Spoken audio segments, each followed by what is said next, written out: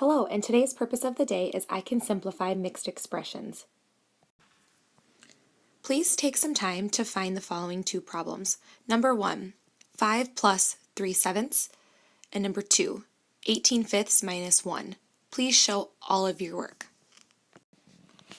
Number 1, 5 plus 3/7. Well, this one is fairly simple. 5 plus 3/7 is just 5 3/7. But let's say we wanted this as a improper fraction. What would we do in order to get there?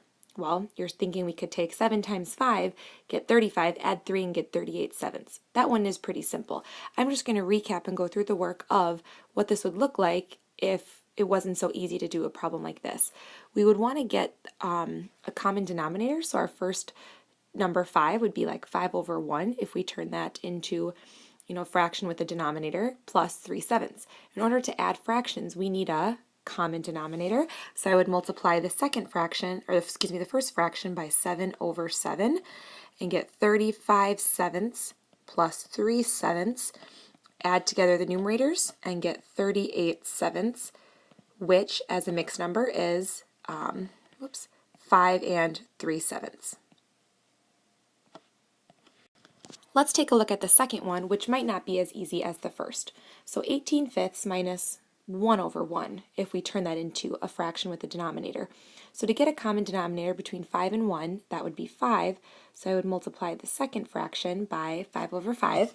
So I get 18/5 minus 5 over 5, which then would give me 18 minus 5 all over 5, which would be 13 over 5, which if I change that to a mixed number would be 2 3/5. So this will be very helpful for us today when we are simplifying mixed expressions.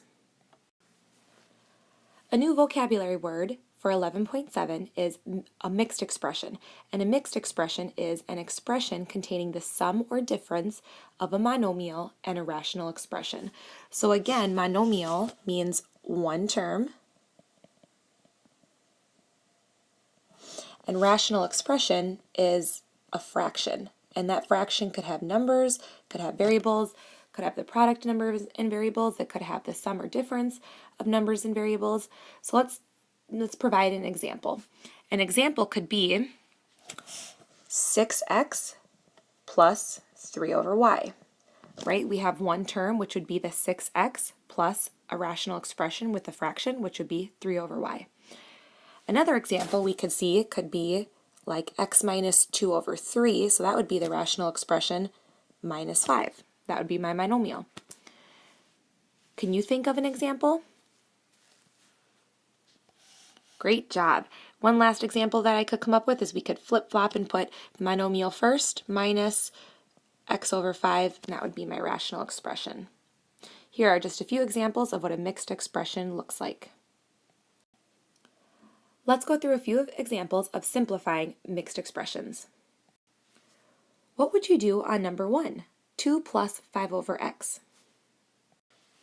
Nice work.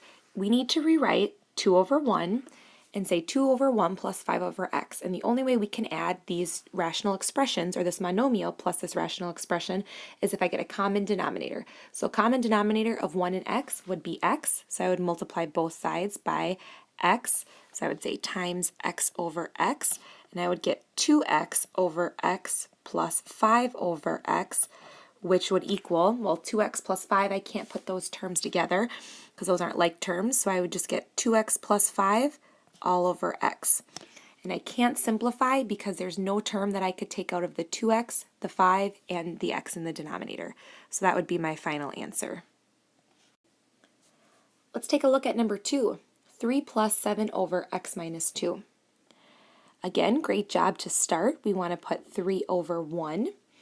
And so I have 3 over 1 plus 7 over x minus 2. So a common denominator of 1 and x minus 2 is x minus 2. So I'm going to multiply this first fraction of being multiplied by x minus 2 over x minus 2.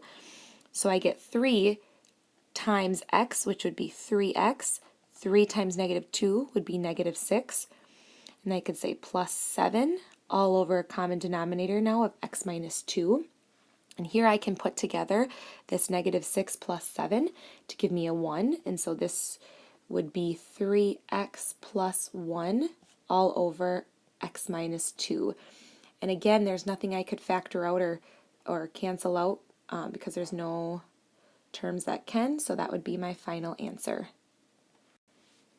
Number 3, 6x over 4x minus 8 plus 5x. So I'm going to start this by putting the 5x over 1, and now I need a common denominator of 4x minus 8 and 1, which would be 4x minus 8, so I'm going to multiply both the numerator and the denominator by 4x minus 8. So when I do that, I get 6x, that didn't change right there, plus 5x times 4x is 20x squared. 5x times negative 8 is minus 40x, all over 4x minus 8. This one's got a little bit more going on than the other examples, but let's look at simplifying. So here I will look at the 6x minus 40x, which is negative 34x, so the 20x squared didn't change, minus 34x, all over 4x minus 8. And let's look at factoring and simplifying here. So out of the 20x squared and the negative 34x, I'm going to factor out a 2x. So that's the GCF of the two. And then I get 10x minus 17. All over, now with the 4x minus 8, what can I factor out? I can factor out a 4, and then get x minus 2. And now let's look at simplifying. So if I cancel out here, the 2 becomes a 1, the 4 becomes a 2, and that actually is everything I can cancel out. So my final answer would be x times 10x minus 17 all over 2 times x minus 2, and that would be my final answer. Okay, in example 4, I didn't have enough room on the last slide, so I just added a new page here. But take some time right now to figure out what the simplified answer would be for this mixed expression, x plus 2 over x plus 3. All right, let's go through the step-by-step answer. So I really have x over 1, so I need a common denominator of 1 and x plus 3, which would be x plus 3. So I'm going to multiply here, and I get x squared plus 3x plus 2 all over x plus 3. And let's look at factoring this numerator and figure out factors of 2 that when added together that give me 3 would be 2 and 1. So when I factor this, I end up getting x plus 2 times x plus 1 all over x plus 3. So there actually isn't anything that I can cancel out here, and this would be my simplest form. Thanks for listening. Please see Google Classroom or Schoology for more information. Thank you and have a great day.